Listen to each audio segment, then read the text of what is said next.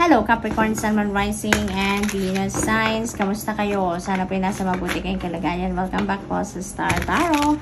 Kung bago kayo rito, welcome din kayo. Thank you sa inyong support. I truly appreciate it. God bless you all po.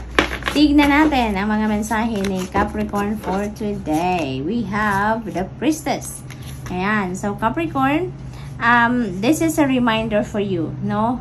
For you to tune in and listen and follow what your intuition is telling you. Dahil yun ang mag-ano sa inyo, yun ang gagabay sa inyo kung ano ang dapat ninyong gawin. Kung papaano ninyo papatakbuhin ang buhay ninyo sa ngayon, how you're going to navigate your current situation sa ngayon, ano? So, napakahalaga na pakinggan ninyo at sundin ninyo kung ano yung bulong ng iyong intuition, no? Because when you allow your intuition to be your guide, makakasiguro kayo na dadalhin kayo niyan sa tamang daan, no? It will show you the way kung ano ang dapat para sa iyong ano ang tama. So, we have 10 of Inspiration. Ayan. So, ano to? Burden, no? Burden. Maaring ang iba sa inyo, bigat na sa inyong nararamdaman, no?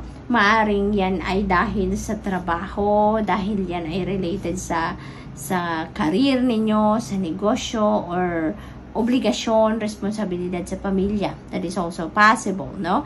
Or maaring burden ito, emotional burden, na dulot din ng nakaraan, no, ninyo na mga sitwasyon, no? Maaring relationship in the past, maaring hanggang ngayon may bubog pa rin sa puso ninyo or nabibigatan pa rin kayo sa mga emotional wounds, emotional baggages ninyo, no?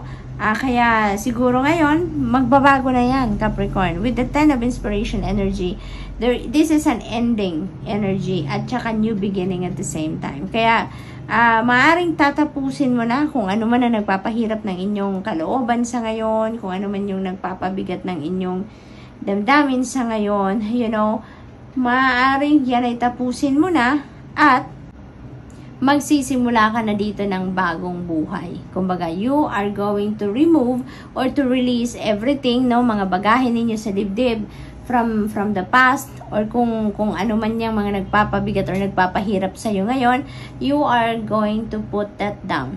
You're going to put an end to that because you are choosing dito yourself, your well-being, your safety, your health, yung gano'n. So, mas pipiliin mo dito kung ano na yung mas makakabuti para sa inyong sitwasyon, sa sarili ninyo, yun na ngayon ang pipiliin ninyo. Kaya maaaring, kung sa trabaho to, maaaring, it's either iiwanan nyo ang trabaho, dahil kung nagtatrabaho kayo for so long hours, no, yung pagod na kayo, wala na kayong time matulog, magpahinga, no, kung ganyan ang inyong mga sitwasyon, maaring it's either mag-resign kayo sa trabaho, maghanap kayo ng bago, or hihingi kayo dito ng support, ng tulong, no, ng assistance, para magawa ninyo ang trabaho na sa tamang oras naman, no, maaring ganon.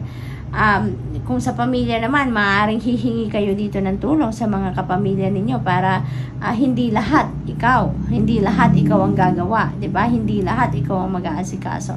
Maaaring ganun din ang ganap diyan.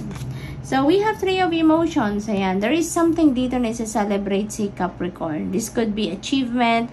This could be accomplishment ninyo. Or maybe meron dream come true dito. Kaya magiging masayang-masaya kayo. And you're going to celebrate that with family and friends. That is also possible. No, Capricorn? At saka maari din na kung hindi man ito okasyon ninyo, kung hindi man ito pang sariling isa-celebrate na okasyon, you know, maaring maimbitahan kayo dito, no, ng inyong mga kaibigan, no, ibang kapamilya, mga ganon, or katrabaho, no, para mag-unwind naman, para naman makapag-ano kayo, catch up with each other, diba? So, enjoy nyo na lang yan. So, tingnan natin kung ano pa ang ganap. For Capricorn, we have 999. Ayan, release. ito na nga, si Ten of Inspiration, nabanggit ko kanina na you are going to release, you're going to remove na sa sarili ninyo kung ano man ang mga nagpapabigat or nagpapahirap sa inyong kalooban dito. So, yun na nga talaga ang mangyayari, no? Meron releasing na mangyayari, may purging, may mga sitwasyon dito na tatapusin na kayo, no? Dahil handa na kayong magsimula ng bago, isang buhay na masaya, na magaan ang pakiramdam, na healthy, you know, yung focus kayo din dito sa well-being ninyo, yung ganon, no? Maaari din na ito na yung simula din ng financial success ng iba sa inyo, simula din ito ng pagbabago ng inyong financial landscape, no? From worst to better or from worst to best, diba? Na sitwasyon ninyo pang kaperahan. So, maaring ganon din ang ganap dito for some of you.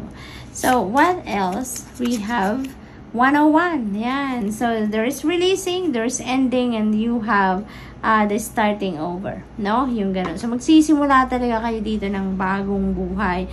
You're going to change something dito sa buhay ninyo positively, no? Napakagandang pagbabago ito kasi dito na kayo magiging masaya, no? Magiging at peace na kayo, magiging masaya. Kaya good luck sa inyo, Capricorn. That's all I have for you for today. Thank you for watching. Love and light. Namaste. Hello Virgo, Sun, Moon, Rising, and Venus signs. Kamusta kayo? Sana po ay nasa mabuti kayong kalagayan. Welcome back po sa Star Tarot. Kung bago kayo rito, welcome din kayo. Thank you sa inyong support. I truly appreciate it. God bless you all po. Tignan natin ang mga messages ninyo for today. Virgo, pauna mensahe ninyo ay 5 of Inspiration. Ayan. So, feels like dito marami kayong siguro kausap, no? Maraming pag-uusap, marami siguro kayong mga detalyeng nakukuha dahil dyan sa inyong mga kausap. But, feels like merong may hindi dito masaya, no? Sa pag-uusap na to. Maaring may hindi pagkakaintindihan ang iba sa inyo dito. Maaring hindi nagigets ng iba kung ano ang gusto mong sabihin, kung ano yung opinion mo, maaring hindi tanggap ng iba, maaring gano'n. So, parang meron ditong not on the same page, no? Maaring kayo at saka ng kung sino man. This could be a family situation, this could be a work situation. So, maaring may pag-uusap dito between you and another person or a group of people, pero parang hindi kayo nag-a-agree sa bawat isa, no? So, maaaring ganun ang ganap dyan. We have 7 of Voices. Ayan. So, mag-iingat din kayo dito sa mga nakakausap ninyo, Virgo, kasi this is an energy of cheater, liar, and stealer, no? So, maaaring may mga tao dito na naghihintay lang na kung kailan sila makakabudol sa'yo, no? Maaaring mga mambubudol yan. Maaaring may mga tao dito na sinungaling, di ba? Maaaring yung mga sinasabi sa inyo dito, pawang kasinungalingan lang, maaaring ganon. So, use your own judgment and discernment dito. Make sure na yung sinasabi sa inyo, kung paano kayo makipag-usap, make sure na you're being attentive, make sure na pinapakinggan nyo talaga at dinidiscern ninyo kung totoo ba to or hindi, no? And use your intuition, no? Lalo na sa mga ganyan sitwasyon, Virgo, dahil yung intuition ninyo, it will always give you a signal, no? If there is something off with a situation or there's something off with the people na nakakausap ninyo, magsisignal yan, no? Makakaramdam ka dyan ng kaba, makakaramdam ka dyan ng anxiety, makakaramdam ka dyan ng discomfort, no? Signal na yan na there is something off with that person or with that situation, no? So, make sure na careful din kayo sa mga tao na sinishare ninyo ng impormasyon, careful kayo sa mga tao na nakakausap ninyo and how you talk to them. Mag-ingat kayo sa mga sinasabi ninyo, okay? We have the Wheel. Yay! Napakaswerte ninyo ngayon, Virgo. Napakaswerte ninyo. Kaya, feels like, kung ano man ang sitwasyon na to, ng dalawang ito, iikot, no? Iikot ang wheel ninyo, ang gulong ng palad ninyo, iikot, kumbaga, and maayos at maayos yan, no? Kung may mga hindi kayo pagkakaintindihan dito, hindi kayo nag-agree with another person, or kung meron man mga low vibration people around you dito, you know what? Feels like hindi matutuloy kung ano man ang mga binabalak na yan sa'yo. no? Kasi unang-una din, Virgo, huwag kayong mag-alala about that kasi wala namang masamang balak na nangyayari, no? Hindi yan nangyayari. Sometimes nga pinagbabalakan ka pa lang ng hindi maganda ng ibang tao, before pa nila magawa yun sa'yo, yun na ang nangyayari sa kanila. 'Di ba? Kasi hindi magtatagumpay ang anumang kasamaan, hindi magtatagumpay ang anumang masamang balak or masamang gawain, no? Before pa 'yan, maaring before pa 'yan na magawa sa inyo, babalik na agad sa yan sa kanila, no? Life is an echo, 'di ba? Life is an echo. Kaya maaring mag-backfire agad-agad yan even before na magawa nila yan sa inyo. Kaya magdasal na lang kayo lagi, no? For protection, for your safety, yung gano'n. At saka, pati na rin yung mga taong, alam mo yun, yung mga ganong tao na low vibration. Kasi maaring hindi nila alam kung ano ang kanilang ginagawa. Maybe naguguluhan din sila sa mga ginagawa nila, no? Or sa mga iniisip nila. Kaya they also need enlightenment, no? At saka, ano ito, yung sitwasyon dito sa Wheel of Fortune, this is positive change. May hatid ito ng mga pagbabago, surprising na mga pagbabago, Virgo. Mga bagay na hindi ninyo sukat akalain ay maaring mangyayari dito. May mga bagay dito na mga maaring dumating or mangyari na hindi ninyo sukat akalain, mga sitwasyon hindi man lang ninyo ma-imagine that would happen, pero it might happen, no? Ganon ang ganap dito. Kasi destiny ito Destiny is at play. Kaya kung ano ang para sa inyo, yun ang ibibigay sa inyo dito. The divine universe is going to intervene dito sa inyong circumstances, Virgo, para maging maayos ang inyong sitwasyon. Lalong-lalo na kung nandoon kayo sa hindi masyadong magandang posisyon sa buhay, you know, ang mangyayari dito, aayusin ng divine universe yan, no? Iaangat na kayo. Now is the time na iikot na ang wheel, kumbaga, and good luck and good fortune will be on your side na at this time. Kaya napakagaan ng mga kaganapan dito sa buhay ninyo. Things are going to change for the better, no? Things are going to change, no, towards positive na pagbabago. Kaya napakaswerte ninyo sa ngayon, no? So, tingnan natin kung anong final messages ninyo, Virgo. We have 12:34. Good luck, hala. Diba? Kakasabi ko na si Will is good luck and good fortune are on your side. Kaya, ayan, sinisigundahan ng angel number na to na good luck is on your side talaga. So, siswertehin talaga kayo, no? Siswertehin kayo sa ngayon. You are, siguro, lagi kayong binabantayan talaga or sinasamahan ng inyong spirit guides. You're always supported by your angels and the divine, you know? Kaya naman, magiging maayos ang lahat, no? Magiging maayos ang lahat. Kung ano yung path na tinatahak ninyo ngayon, that could be the right path for you. Kaya magiging maayos ang lahat, no?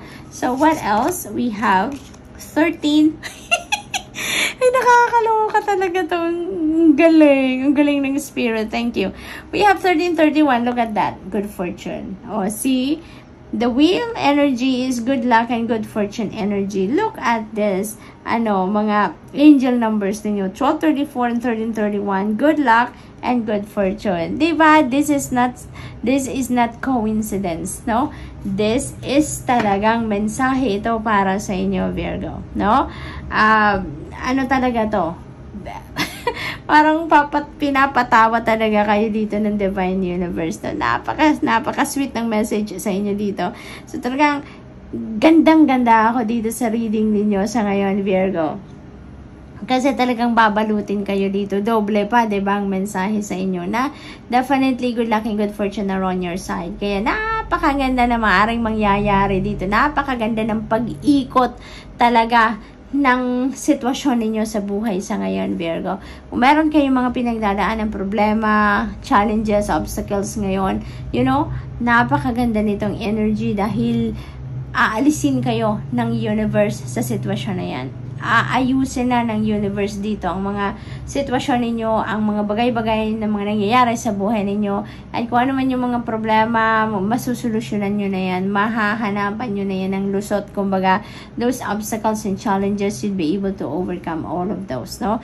ang swerte ay nandito. Talagang you're going to be very happy dito. Magiging masaya ka dito sa malakihang pagbabagong ito na mangyayari sa buhay ninyo, no? So, good luck, Virgo. Nakakatuwa naman to. And that's all I have for you for today. Thank you for watching. Love and light. Namaste. Hello, Taurus, Sun, Moon, Rising, and Venus signs. Kamusta kayo? Sana po nasa mabuti kayong kalagayan. Welcome back po sa Star Tarot. Kung bago kayo rito, welcome din kayo. Thank you sa inyong support. I truly appreciate it. God bless you all po. Tignan natin ang mga messages ninyo, Taurus. We have a page of emotions. Ayan. This is good news, no? This is good news na parating sa inyo. At yung mga balitang ito, magpapakilig ito sa inyo, Taurus. Magpapasaya, magpapakilig, at talaga namang somehow, you know, baka mapatayo ka dito sa kinauupuan ninyo dahil sa ganda ng balitang ito, no? It could be in any area of life. Maaring invitation yan sa'yo sa mga social gatherings. Maaring matagal-tagal na kayong hindi nakakapasyal, nakakalabas, nakakasama ang mga kaibigan. And maaring ito na yon, no? Maaring ito na yun yung mga invitation for social gatherings na maaring puntahan ninyo, no? Or mapupuntahan ninyo. Maaari din na may mga in-applyan kayong trabaho, you know, or mga pagkakakitaan, no? Permanent man yan or hindi, no? Depende sa inyong sitwasyon. There could be a message din na matatanggap kayo dito na maaring hired na kayo or maaring maimbitahan kayo dito para sa interview, yung mga ganon. Or maybe maimbitahan kayo sa opisina para papirmahin na kayo ng job offer. So, maaring may ganong sitwasyon din ang iba sa inyo dito, Taurus, na ganyan. So, good luck, ha? We also have Muse of Materials, beautiful energy. Napakaganda ng energy na to because this is about wealth. No, this is about wealth. This is very good energy pagdating sa money, career, and finances. No, so definitely maaring meron talaga dito mga financial opportunities na parating tulad na lang ng sinasabi ko kanina. Baka may offer kayo na sa trabaho or maaaring karagdagang income ito, may additional money path siguro dito na naghihintay sa inyo, or maaaring business offer, no, opportunity, career opportunity, maaaring ganon. But whatever the case may be, you know, sa mga financial opportunities na yan, Taurus, yan ay maghahatid sa inyo ng swerte. Financial success, yan ay maghahatid sa inyo ng prosperity and abundance, no? Parang papunta na kayo Papunta na kayo doon sa pagkakaroon ng financial success. Yun ang napipick up ko dito for some of you. So, good luck po. We have the Hermit energy. Ayan. So, this is Virgo energy, no? Maaring meron kayong Virgo placement sa inyong chart, or maaari din na meron kayong dinideal with na Virgo, no? So, maaring may ganong ganap dito for some of you. Maaari din naman dito, Taurus, na meron kayong mga divine guidance na kailangang marinig, no? Maaring sobra kayong busy lagi, preoccupied kayo, kaya iniimbitahan kayo dito ng spirit, no? For you to reflect, no? Magmuni-muni kayo, mag-reflect kayo sa mga bagay-bagay na kailangan ninyong gawin, or sa mga nangyayari sa buhay ninyo. Maaring gano'n ang ganap dito, no? Maaring may mga pinagpipilian din kayo ditong mga opportunities, no? At kailangan ninyong pag-isipan mabuti. Maaring yun ang para doon ang gabay na binibigay sa inyo dito na kailangan ninyong marinig. Maaring gano'n ang ganap dito, no? It is also possible dito, Taurus, na pagod din kayo. Siguro lagi din kayong pagod, lagi din kayong kulang sa tulog, siguro kulang sa pahinga, kaya iniimbitahan kayo dito na mag-solitude kayo, no? Mag-spend time alone kayo para wala makaistorbo muna sa iyo, makapagpahinga ka, makapag-rejuvenate ka at makapag-recuperate ka, no? So, maaring ganun din ang ganap dyan for some of you, okay? So, tingnan natin kung ano ang final messages ni Taurus. We have 666. Ayan, reflect. Speaking of reflection kanina, ayan, kailangan daw ninyo na mag-reflect. This is a time for reflection talaga, no? Taurus, para sa iba sa inyo dito. Maaring may mga sitwasyon din talaga sa buhay ninyo sa ngayon sa iba't ibang parte. That could be in love and romantic relationship, that could be in a family situation or personal affairs, no? Maaaring yung ganon na kailangan ninyong pag-aralan, kailangan ninyong pagmuni-munihan, pag-isipan kung ano na nga ba ang mga nangyayari. Maaaring kailangan na ninyong mag-reflect sa mga susunod ba ninyong gagawin? Ano ang mga plans ninyo for the future? No? Siguro mga ganong bagay ang kailangan ninyong pag-isipan sa ngayon. Or yung current situation ninyo. Maaring may confusion, maaring sa dami ng opportunity siguro na dumadating sa inyo, baka nalilito kayo, kaya kailangan na mag-reflect kayo. No? Kung ano ang para sa'yo, kung ano ang best para sa'yo, ano ang sa tingin ninyo or sa pakiramdam ninyo ang best para sa inyo. No? So, maaring gano'n ang sitwasyon dyan for Taurus. We have social skills, 3-3-3-3. Ayan. So, you are given hope dito, optimism, no? At,